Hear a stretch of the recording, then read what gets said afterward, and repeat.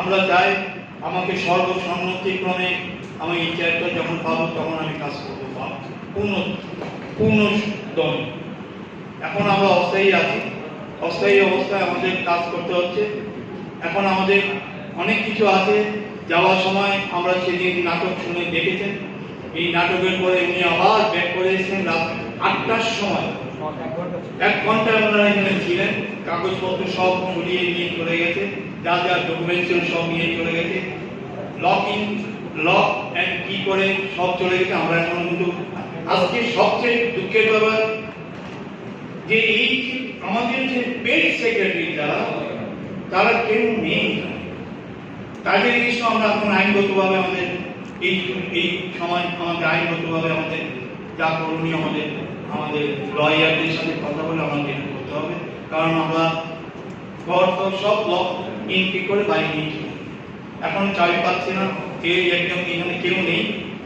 আমরা ঢুকেছি ওনাদেরকে, এখন আমি বারবার মেসেজ করছি সেক্রেটারিকে আসার জন্য, সেক্রেটারি কোনো জবাব দিচ্ছে। আর সেক্রেটারি ওদের সাথে মিলিত আছে, 6 বছর উনি এক্সটেনশনে আছেন, উনি অনেক ফেসিলিটি পেয়েছেন, নানা রকম সুযোগ সুবিধা পেয়েছেন।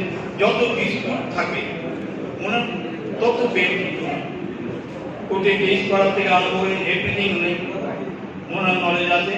কারণ যারা আছেন আমাদের যারা কমিটিতে ছিল তাদের সে এতগুলো নলেজ ছিল না। উনি মিসগাইড করে এই যে ডিসপিউটটা তৈরি করেছেন, উনি পারতেন একমাত্র যে আশিস ব্যানার্জি, উনি কিন্তু সবটাই বের করতে পারতেন, কিন্তু উনি চাইছেন আমাদের মধ্যে বিভেদ সৃষ্টি হোক, আর যত ডিসপুট হবে তত ডিসপুটে উনি মজা করবেন। এবং উনি 6 বছর ধরে এক্সটেনশনে আছেন, আরো হয়তো যদি কেস কাছারি যত বেশি হবে ওনার বেনিফিট, কারণ কোর্টে কেউই নাই।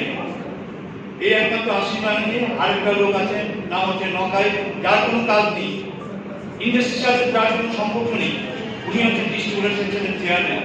উনি জীবনে কোনোদিন একটা ছবি ডিস্ট্রিবিউশন করেন, ইএমপি 11টায় করলে আর রাত্রে 7টার সময় উঠে যাবে।